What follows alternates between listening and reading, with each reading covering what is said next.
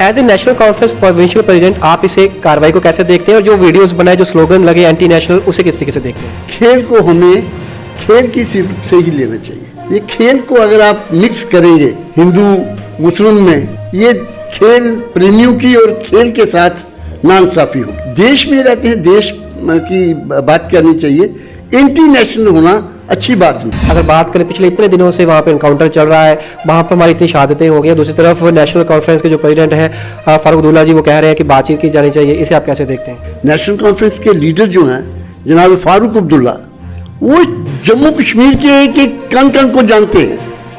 वो समझते हैं कि यहाँ जो अशांति रहना मुल्क के लिए भी गलत होगा। कहीं ना कहीं नेशनल कॉन्फ्रेंस के अंदर डर का माहौल बना हुआ है कि कहीं ना कहीं सियासी जमीन जो है उसे खो रही नेशनल कॉन्फ्रेंस। यहाँ लाखों की मेंबरशिप हो, एक दो को आप छोड़ देंगे, आप उसको इम्पोर्टेंस देंगे, या जो लाखों मेंबर भर्ती हुए हैं कहीं डर का माहौल, तो इसी वजह से फारूक अब्दुल्ला जम्मू पहुंचे। बिल्कुल नहीं, कहीं नहीं कि नेशनल कॉन्फ्रेंस कितनी जबरदस्त मजबूती के साथ उभर रही है कि वहाँ दूसरी पॉलिटिकल पार्टी नाम की कोई चीज ही नहीं है।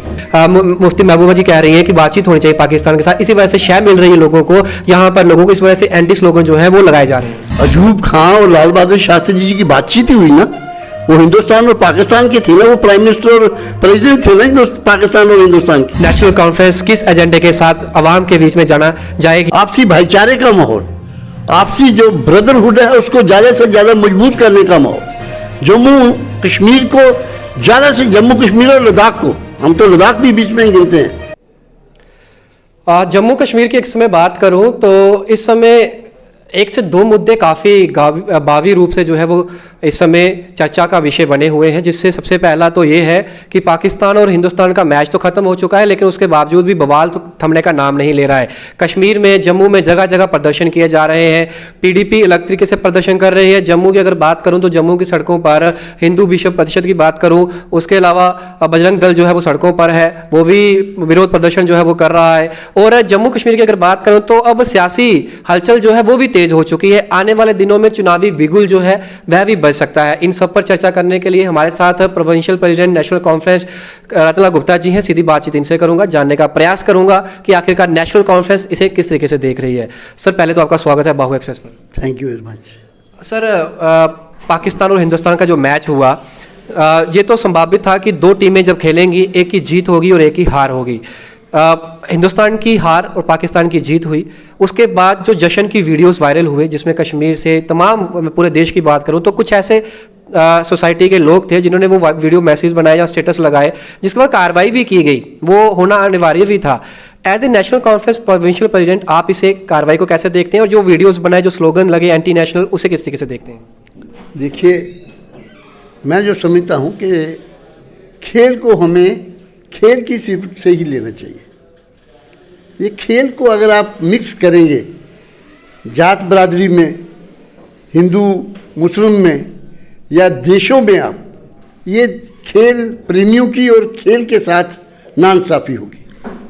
खेल अच्छा खेल होना चाहिए, उसकी तारीफ करे, कोई हर्ज नहीं है, अच्छी खेल की तारीफ होनी चाहिए, चाहे वो हिंदुस्तान पाकिस्तान का हो, चाहे किसी भी देश का मैच जब होते हैं, आप देखते हैं कि भाई सभी लोग, और खासकर आजकल हिंदुस्तान के बच्चों में क्रिकेट का बड़ा शौक है, तो वो जब मैच देखते हैं तो वो उसमें ये नहीं कि भाई ऑस्ट्रेलिया पाकिस्तान का या ऑस्ट्रेलिया इंग्लैंड का मैच हो रहा है, वो तो वहाँ भी ताली बजाते हैं। इसलिए बजाते हैं कि उनको खेल पसंद करते हैं, खेल अच्छा लगता है, और जो टीम अच्छी खेलती है उसकी प्रशंसा होनी चाहिए, इसमें क्या है, कोई बड़ी बात नहीं। लेकिन उसकी आड़ में अगर कोई देश के खिलाफ या इंटरनेशनल कोई बात करे, मैं समझता हूँ ये नादुरुस्त है, ये नहीं होनी चाहिए। देश की अपनी जगह है, देश प्रेम की बात अपनी जगह है, खेल की बात अपनी जगह है। अगर कोई इस किस्म की उसकी आड़ में कोई बात करता है तो मैं समझता हूँ कि ये अच्छा नहीं, उन्होंने अच्छा नहीं किया, ये ठीक नहीं किया उन्होंने, और ना ही उनको करना चाहिए ऐसे।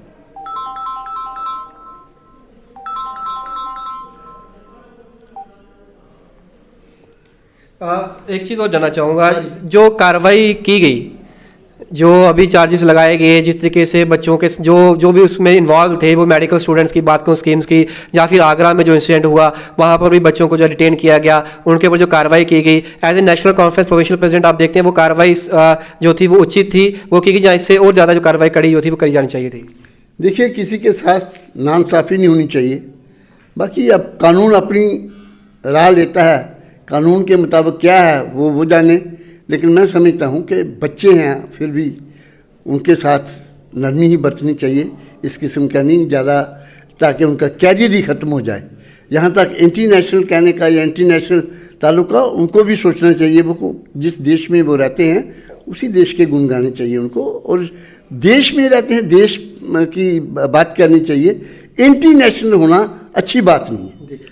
जम्मू की बेटी अनन्या जम्बाल स्कीम्स में ही पढ़ती है, और उसको भी जिस तरीके से धमकियां दी गई, जिस तरीके से उसको कहा जा रहा है कि आपने जो किया वो आपको उसका खामियाजा भुगतना पड़ेगा, लगातार थ्रेटन किया जा रहा है। हालांकि वो जांबाज बेटी जो है जम्मू कश्मीर की, उसने पूरे भारत की बात रखी वहाँ पर, और आज भी वो खड़ी है। वो कह रही है कि मैं देश के साथ खड़ी हूँ, मुझे किसी का कोई डर नहीं, पहले मेरी जान क्यों ना वो चली जाए।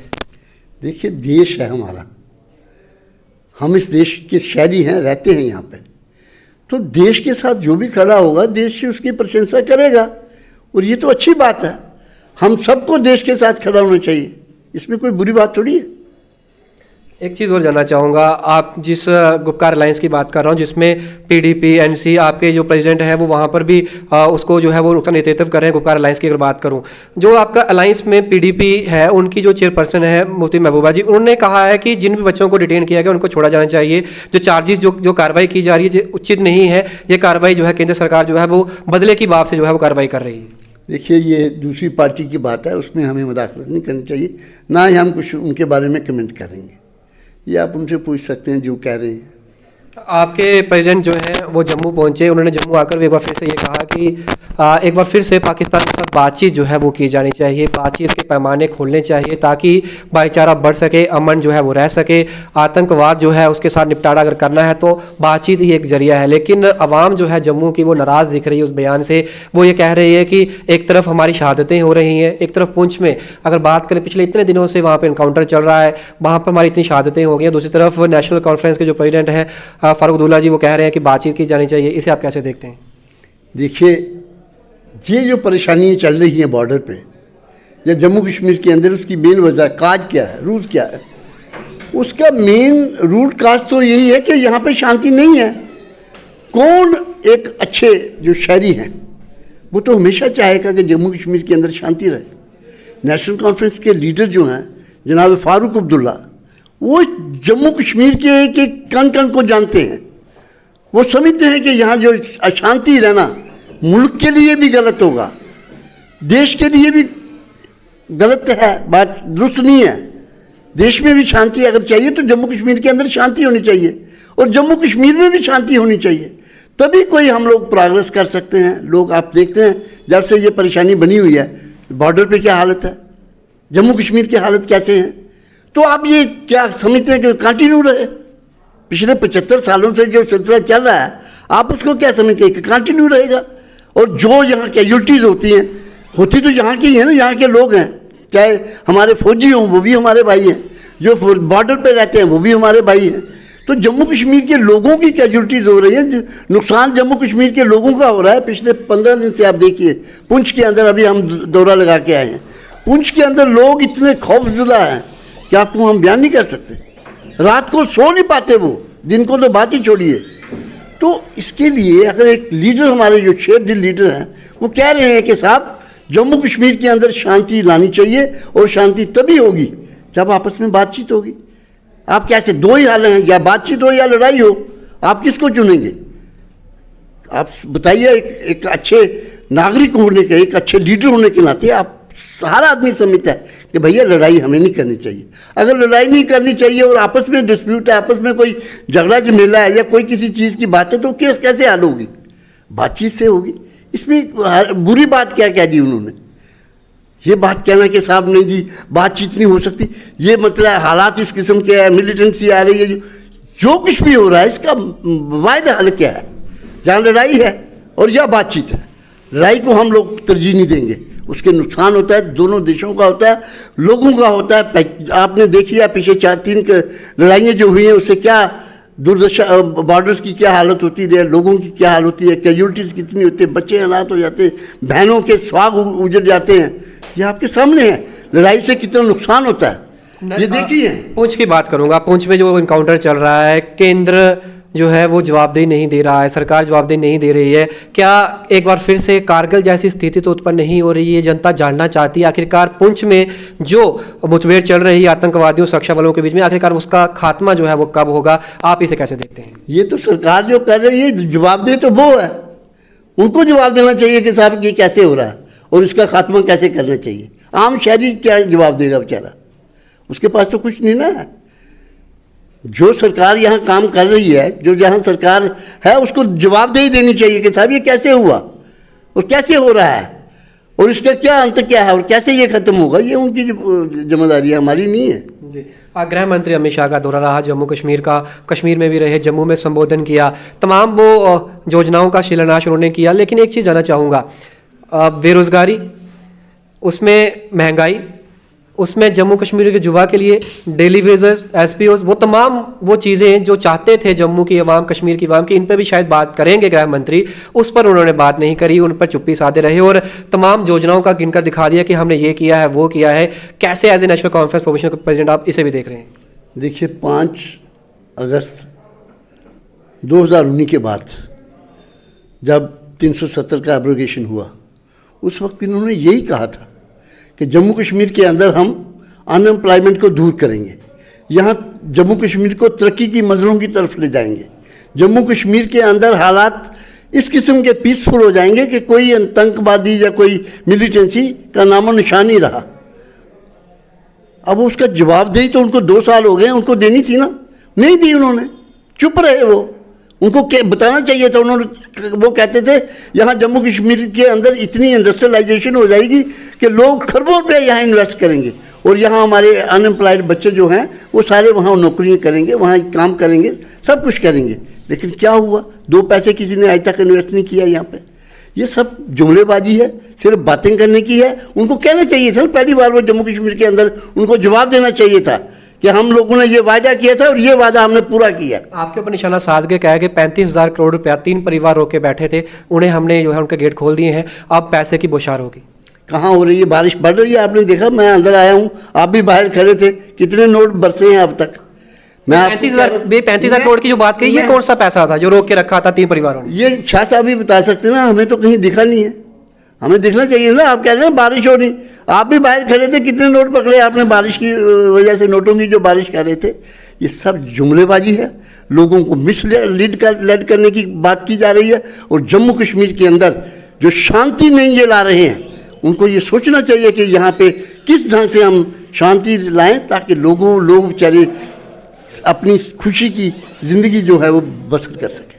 जी, एक चीज़ और जानना चाहूँगा आपको, आज नेशनल कॉन्फ्रेंस में जब देवेंद्र सिंह राणा और सुरजीत सिंह सलाथिया ने छोड़ा था, मैंने वो भी इंटरव्यू आपके साथ किया था उस दिन, कुछ दिन पहले, आपने कहा था कि वो अभी नेशनल कॉन्फ्रेंस का ही हिस्सा है, ऐसा तो कोई त्याग पत्र हमारे पास पहुंचा नहीं है। लेकिन उसके बाद एकाएक वो दिल्ली पहुंचे, उन्होंने भारतीय जनता पार्टी ज्वाइन करी। उसके बाद फारूक अब्दुल्ला साहब जम्मू आए, हमने वो भी कवरेज करी, जिसमें उन्होंने कहा कि नेशनल कॉन्फ्रेंस एक समुंदर है जिसमें से थोड़ा सा पानी अगर ले भी जाएगा तो हमें कोई फर्क नहीं पड़ेगा। लेकिन उसके बाद लगातार लोग छोड़कर जा रहे हैं नेशनल कॉन्फ्रेंस की बात करूँ, कहीं ना कहीं नेशनल कॉन्फ्रेंस के अंदर डर का माहौल बना हुआ है कि कहीं ना कहीं सियासी जमीन जो है उसे खो रही नेशनल कॉन्फ्रेंस। नहीं, हमारे पास तो किसी ने नहीं छोड़ा। कश्मीर से भी 1-2 ना, 1-2 कोई छोड़ जाए। मैं देखिए, यहाँ लाखों की मेंबरशिप हो, 1-2 को आप छोड़ देंगे, आप उसको पार्टी देंगे, या जो लाखों मेंबर भर्ती हुए हैं कहीं डर का माहौल, तो इसी वजह से फारूक अब्दुल्ला जम्मू पहुंचे? बिल्कुल नहीं, कहीं नहीं। हमने अभी जम्मू इसका पुंछ रजौरी का टूर लगाया है पिछले 2 साल के अंदर, जो वहाँ पे अब हमने देखा है कि नेशनल कॉन्फ्रेंस कितनी ज़बरदस्त मजबूती के साथ उभर रही है। बाकी पार्टियों की हालत वहाँ ऐसा लग रहा था, ऐसा जश्न का माहौल था वहाँ कि वहाँ दूसरी पॉलिटिकल पार्टी नाम की कोई चीज़ ही नहीं है। और लोग इतने खुश थे कि नेशनल कॉन्फ्रेंस की लीडरशिप जनाब डॉक्टर फारूक अब्दुल्ला साहब खुद वहाँ तशरीफ लाए और लोगों में एक खुशी का जो माहौल बना, उत्साह लोगों में आया। एक नई जैसे चार्जिंग होती है, बैटरी चार्ज होती है, जैसे इस ढंग से ये लोग सभी हमारे साथी जो हैं वो ज़बरदस्त वहाँ पे हुआ है। तो ये बात कहना कि नेशनल कॉन्फ्रेंस कमजोरी, ये नहीं हो सकता। नंबर 2, ये मैंने नहीं कहा कि नेशनल कॉन्फ्रेंस के पार्ट हैं वो उन्होंने खुद कहा, जब वो डॉक्टर साहब को, रूमल साहब को मिल के आए, बाहर गाड़ी पे थे, उन्होंने किसी ने पूछा कि जनाब आप नेशनल कॉन्फ्रेंस, उन्होंने कहा yes I am in national conference. National conference से उन्होंने कहा कि मैं नेशनल कॉन्फ्रेंस में हूँ। अब जब उन्होंने बीजेपी ज्वाइन कर ली तो तब तो फिर वो नेशनल कॉन्फ्रेंस नहीं ना रहे, वो तो फिर बीजेपी हो गए ना। अब वो बीजेपी में है, वो बीजेपी उनको मुबारक, हम थोड़े कहीं उनको मुदाखलत कर रहे हैं। और हमारी अपने वर्ग साथी जो हैं, ज़बरदस्त जम्मू कश्मीर के अंदर एक नई वेव जो चल रही है, आप उसका देखेंगे कि कैसी वो चलेगी और जम्मू कश्मीर के अंदर कैसी एक नई, जो कहते थे महात्मा गांधी रोशनी की किरण नजर आई, अब सेंटर को रोशनी की किरण अगर नजर आएगी तो वो नेशनल कॉन्फ्रेंस में आएगी। ये जो पॉलिटिकल एक सिस्टम यहाँ चल रहा था जिसको ब्रेक डाउन करने की कोशिश की गई, जो डेमोक्रेसी की एक किस्म के टोटली ख़त्म करने की कोशिश यहाँ की गई, आज वो फिर रिवाइव हो रही है और नेशनल कॉन्फ्रेंस की शक्ल में होगी। नेशनल कॉन्फ्रेंस ने इसके लिए लाखों कुर्बानियाँ दी हैं। हमारे कई कारकुन जो हैं शहीद हुए। हमारी लीडरशिप डॉक्टर फारूक साहब को और जनाब उमर साहब को आपने देखा जब ये एब्रोकेशन 370 का हुआ। मुझे बताइए, दुनिया में कहीं है कोई ऐसी बात कि बिना बताए, बिना कोई एलिगेशन लगाए, बिना कोई सेक्शन लगाए, आरपीसी का कोई सेक्शन लगाए या आईपीसी का कोई सेक्शन लगाए, आप किसी को अंदर जेल में रख देंगे, जेल के अंदर उनको बंद कर देंगे? ये नाइंसाफी नहीं तो क्या है? मैं ये कह रहा हूं कि हमारे डेमोक्रेसी, जिस डेमोक्रेसी के लिए नेशनल कॉन्फ्रेंस की लीडरशिप जनाब शेर कश्मीर ने 22 साल जेलें काटी, किस लिए काटी? कि जम्मू कश्मीर के अंदर सरदारी अवाम का हक है। यहाँ की जो सरकार जो होती है वो लोगों की होनी चाहिए। ये नेशनल कॉन्फ्रेंस का नारा है। लोगों की गवर्नमेंट होनी चाहिए, लोगों की चुनी हुई होनी चाहिए, लोगों के लिए होनी चाहिए। ये नेशनल कॉन्फ्रेंस का नारा है। लेकिन जो भारत की हार के ऊपर एंटी स्लोगन लगाए गए, नेशनल स्लोगन लगाए गए, उस पर अहमदुल्ला या फारूक साहब ने कोई टिप्पणी नहीं करी अभी तक। देखिए, नेशनल कॉन्फ्रेंस में हम जो कह रहे हैं कि एंटी नेशनल कोई भी बात करेगा, कानून उसका लेगा अपना जवाब देगा। लोग कह रहे हैं, अवाम कह रही है कि शायद फारूक साहब ये कह रहे हैं कि बातचीत होनी चाहिए। मुफ्ती महबूबा जी कह रही हैं कि बातचीत होनी चाहिए पाकिस्तान के साथ। इसी वजह से शय मिल रही है लोगों को, यहाँ पर लोगों को इस वजह से एंटी स्लोगन जो है वो लगाए जा रहे हैं। भैया, लाल बहादुर शास्त्री जी वहाँ ताशकंद क्या लेने गए थे, मुझे आप बताइए? अयूब खां और लाल बहादुर शास्त्री जी की बातचीत ही हुई ना। वो हिंदुस्तान और पाकिस्तान के थे ना, वो प्राइम मिनिस्टर और प्रेसिडेंट थे ना पाकिस्तान और हिंदुस्तान के। क्या किया उन्होंने? बातचीत ही हुई ना।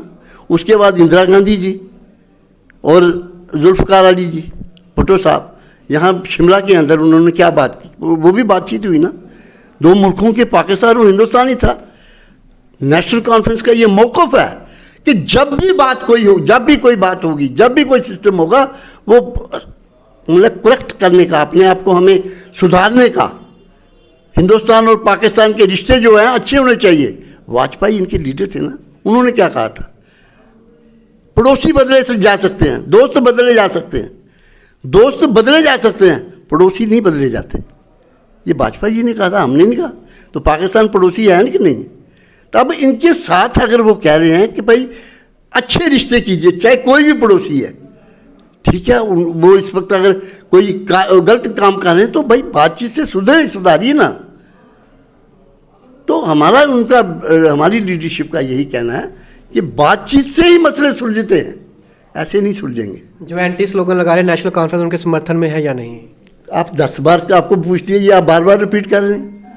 आपको एक बार तो समझ लेना चाहिए ना। बार बार रिपीट करने से कोई मसला थोड़ी हल हो जाता है। एक बार कह दिया कि एंटी बात कोई करेगा, चाहे मुल्क के अगेंस्ट करेगा, चाहे किसी भी चीज़ के अगेंस्ट। ये कहा जा रहा है कि नरमी बरतनी चाहिए उनके। कानून है नहीं तो कानून अपना रास्ता अख्तियार करेगा, उसमें क्या है। जी, चलिए आखिर में ये सवाल पूछूंगा आपसे। सियासी माहौल जो है वो गर्मा गया है। नेशनल कॉन्फ्रेंस किस एजेंडे के साथ आवाम के बीच में जाएगी और लोगों को क्या लगता है, लोगों के बीच में जाएंगे उस एजेंडे के साथ, लोग उसी तरीके से विश्वास करेंगे एक बार फिर से नेशनल कॉन्फ्रेंस के चीफ मिनिस्टर यहाँ पर बनेंगे, हुकूमत बनेगी, फिर से वैसी ही खुशहाली, वैसे ही अमन के साथ एक बार फिर से सियासत का माहौल जो है वो जम्मू कश्मीर में आएगा? बिल्कुल, नेशनल कॉन्फ्रेंस एक ऐसा माहौल क्रिएट करेगी जहाँ जम्मू कश्मीर के अंदर शांति का माहौल, आपसी भाईचारे का माहौल, आपसी जो ब्रदरहुड है उसको ज़्यादा से ज़्यादा मजबूत करने का माहौल। जम्मू कश्मीर को ज़्यादा से, जम्मू कश्मीर और लद्दाख को, हम तो लद्दाख भी बीच में गिनते हैं, इसके अंदर आपस में जो दरारें पड़ी हुई हैं इसको हम ख़त्म करने की कोशिश करेंगे। यही नेशनल कॉन्फ्रेंस का है कि आपसी भाईचारे से, अगर आपसी भाईचारा होगा, आपस में प्रेम भाव होगा, हिंदू मुस्लिम की कोई बात नहीं होगी, एज इंसानियत की बात होगी, तो हम नेचुरली एक अच्छा माहौल बनेगा, शांति होगी यहाँ पे। खुशहाली होगी। नेशनल कॉन्फ्रेंस तो इन्हीं बातों के लिए ये चल रही है, और लोगों को इस वक्त तो उम्मीद भी नेशनल कॉन्फ्रेंस से है कि अगर रियासत के अंदर कोई शांति ला सकता है, उनकी खोई हुई जो राइट्स हैं उनको वापस ला सकता है, उनकी डिग्निटी को बहाल रख सकता है, रियासत के अंदर जम्मू और कश्मीर को एक रखने की जो बात करता है, जो रियासत के अंदर आपसी भाईचारा को ज़्यादा से ज़्यादा मजबूत करने की बात करता है, जो डेमोक्रेसी को यहाँ से ज़्यादा मजबूत करने की बात करता है, और सबसे बड़ी बात, लोगों के अंदर एक ऐसा जो खौफ का माहौल बना हुआ है उसको दूर करने की जो कोशिश कर सकता है, रियासत के अंदर तरक्की की बात जो कर सकता है, वो नेशनल कॉन्फ्रेंस है, और नेशनल कॉन्फ्रेंस ही करेगी। आज लोग यही उम्मीद लेके बैठे हैं, और इलेक्शन आने दीजिए, पता चल जाएगा सबको, कोई कितने पानी में है वो आपको पता चलेगा। सबसे बड़ा प्रतिद्वंदी भारतीय जनता पार्टी कह रही है इस बार 60 पार। हम नहीं समझते कि वो हमारे प्रतिद्वंदी हैं कहाँ, वो कश्मीर के अंदर कहाँ है? वो डीडीसी में जीते थे। हाँ जी, पूरे डीडीसी में जीते थे, इधर भी सीटें जीत के आएंगे। नहीं, कितनी सीटें जीती थी डीडीसी में कश्मीर के अंदर? बोले पहली बार कमल खिला है। नहीं, कहाँ पर? हमें तो दिखा नहीं कहीं। डल में तो खिलते हैं, वो कह के हम तो कहते हैं भाई डल में खिले हैं बहुत, लोगों में तो नहीं ना खिले। मुझे आप बता दीजिए, एक सीट उन्होंने डीडीसी की जीती नहीं थी, वो भी दूसरे अलायंस के कैंडिडेट थे, उनके कागज रद्द हो गए थे, इसलिए वो कहते जी हमने एक सीट जीती है। उसके अलावा मुझे बताइए कितने कमल डीडीसी में खिले हैं? एक भी नहीं, not even a single one. और इसकी असेंबली की तो बात ही भूल जाइए। तो आप मुझे बताइए, जो पार्टी वहाँ है ही नहीं, उसका कोई बंदा बंदे की जात नहीं नजर आती है, 10-20 लोग जिंदाबाद जिंदाबाद से थोड़ी इलेक्शनें जीती जाती हैं। तो यहाँ कश्मीर के अंदर जब जो पार्टी ने, तो फिर हमारे साथ उनका मुकाबला क्या है? हम कहाँ सुप्रीम पार्टी, और वो तो है ही नहीं। तो बाकी आप कहेंगे जम्मू में भी नेशनल कॉन्फ्रेंस डट के टक्कर देगी। नहीं, आपको लगता है कि जो असेंबली इलेक्शंस होंगे उसमें ग्रास रूट के जो मुद्दे रहेंगे वो हावी रहेंगे, एक बार फिर से मोदी फैक्टर जो है वो हावी रहेगा? मोदी फैक्टर है कहाँ? आपने देखा भी, ये हमारे एडवोकेट साहब हैं, सीनियर एडवोकेट हैं मिस्टर DS चौहान साहब, इनसे पूछ लीजिए। हाई कोर्ट बार एसोसिएशन का भी इलेक्शन हुआ रिसेंटली, बीजेपी का कैंडिडेट खड़ा था वहाँ, बीजेपी के कैंडिडेट तीसरे नंबर पे आए, और बाकी जो सेकुलर फोर्सेस थी उनका कैंडिडेट जीत गए। तो आप कहाँ कहते हैं कौन सी वेव है, कैसी वेव है? इसलिए ये वेवें वगैरह लखनपुर के पार ही हैं, खैर पंजाब में नहीं नज़र आती। तो इसलिए भाई साहब, नेशनल कॉन्फ्रेंस जम्मू में भी ज़बरदस्त टक्कर देगी, और कश्मीर में तो ये है ही नहीं, इनसे टक्कर किसने लेनी है और क्या करना है। लिहाजा मैं समझता हूँ कि आने वाली सरकार में, जब आने वाली इलेक्शन आएगी, आपको पता चल जाएगा कि हम कहाँ खड़े हैं और ये लोग कहाँ खड़े हैं। चलिए, आने वाले वक्त में ये पता चल जाएगा कि ये लोग कहाँ खड़े हैं, कहाँ फॉल करते हैं, और नेशनल कॉन्फ्रेंस कहाँ खड़ी है। और एक बार फिर से लोग जो है हम पर विश्वास करेंगे और हम हुकूमत बनाने में कामयाब जो है वो रहेंगे। ये कहना नेशनल कॉन्फ्रेंस के प्रोविंशियल प्रेसिडेंट अरतला गुप्ता जी का अब वक्त बताएगा कि अवाम किस तरीके से नेशनल कॉन्फ्रेंस को लेती है, और जो इस समय माहौल सियासत का बना हुआ है उसमें अवाम जो है वो किस पार्टी पर जो है वो अपनी मोहर जो है वो लगाती है। आप अपनी राय कमेंट बॉक्स में जरूर रखिएगा। आपको क्या लगता है, बदलते हुए सियासी हलचल में इस समय जम्मू कश्मीर के क्या सूरत हाल जो है वो आने वाले दिनों में जो है हमें देखने वाले हैं? अपनी राय कमेंट बॉक्स में जरूर रखिएगा। बाकी तमाम अपडेट्स के लिए बने रहिए बाहु एक्सप्रेस पर। आदित्य डोगरा के साथ शुभम लेंगे बाहु एक्सप्रेस के लिए। जय हिंद।